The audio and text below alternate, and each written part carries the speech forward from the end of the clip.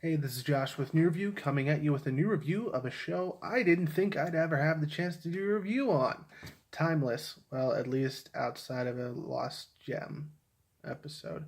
Anyways, so Timeless follows a team of time travelers who are trying to stop this organization called Rittenhouse from messing up the timeline so that um, they can take over the world because they believe that people inherently can't govern themselves and need some sort of guidance to do so. Um, that's kind of creepy. Um, and it first season had its problems, and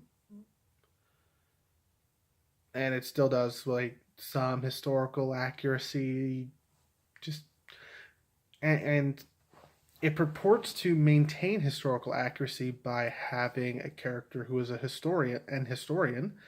Um, don't really specify what her specialty is in. She just seems to know a lot of shit about a lot of shit. Um, and I mean, historians do have a pretty broad base, but once you get like a PhD, you tend to specialize in something. Um, uh, uh, uh, but so far, the season is pretty interesting. Last season ended with the hero seemingly A, dying, B, winning, a little bit of a contradiction. Um, and right now they're dealing with the aftermath. Rittenhouse is a lot weaker, and they're having to but they're now utilizing their time machine in a very effective way.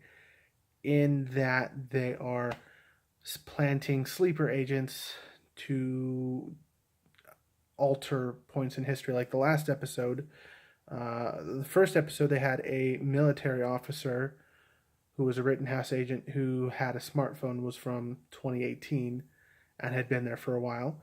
Another was a race car and was meant to help make sure that their leader ended up going where they wanted him to go. Um, and another one who was posing as a race car driver and who was supposed to kill a bunch of auto execs, um, so that Rittenhouse could buy all of Detroit and control the car industry for several decades. Um, and the human element, I think, like the human interactions, are very interesting and very well done. Um, and the ultimate like goal of controlling everything, that is a very interesting goal. But I like how they're keeping the overall means to get there kind of secretive. Like, we don't know exactly why they're placing these agents where they're placing them, uh, and to what ends that would lead to. And I enjoy that. Um,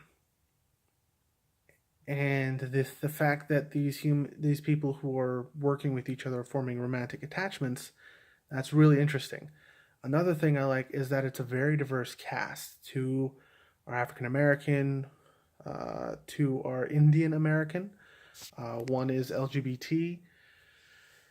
One of the Indian, actually, I think one of them's Persian American, the other one's Indian American. Anyways, and I like how they're trying to keep it as diverse as possible, and the historian is a female academic instead of a typical male academic. Um, and they all have very interesting pasts. The soldier, played by Matt Lanter, he is a runaway who used to run drugs for apparently the cartels in Mexico. The pilot and engineer of the time machine, he is from a low income background in Chicago. And the female historian, the historian who happens to be a woman, also happens to be part of one of the most powerful Rittenhouse families, in Rittenhouse, so that's fun.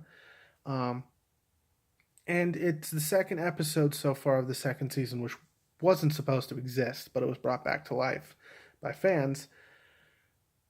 It's the mystery of it is what I liked, and I think that's what helped keep the show alive.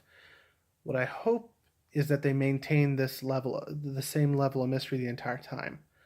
I'm looking forward to the rest of the season, and I will see you later. This is Josh with New Review signing off.